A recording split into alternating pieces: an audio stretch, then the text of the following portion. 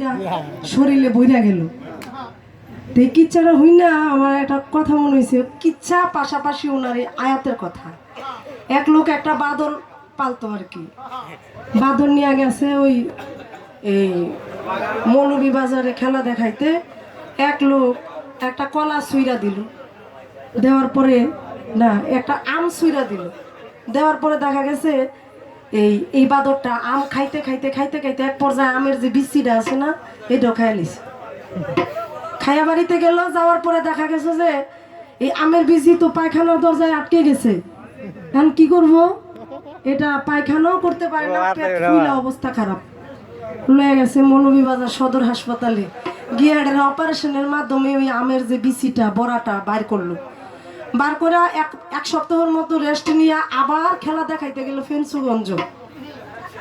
কবির সার মতো এক লোক আর কি ওই বাদরের খেলা দেখা খুশি হইয়া একটা সাগর কলা ইডাল মেরা দিল।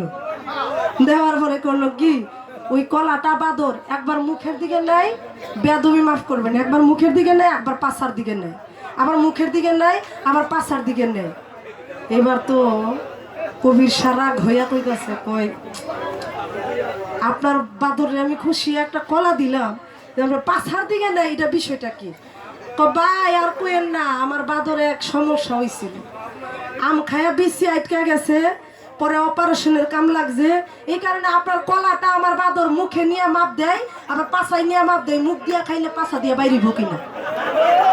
কবির শাহ লাকি দেওয়ানের সাথে কথা বললে মুখ দিয়া মাপ দিবেন, কথাটা পাছা দিয়ে বাইরিব কিনা, নাহলে কিন্তু জেল দিমু জেল। কিছু কথা বলে গেলেন, যেখানে মুরব্বীরা আছেন, ছোট ভাইয়েরা আছেন, এই ধরনের কথা আপনার না বললেও চলতো। কই মেয়েরা নাকি মাসে মাসে কি হয়, এখানে আপনার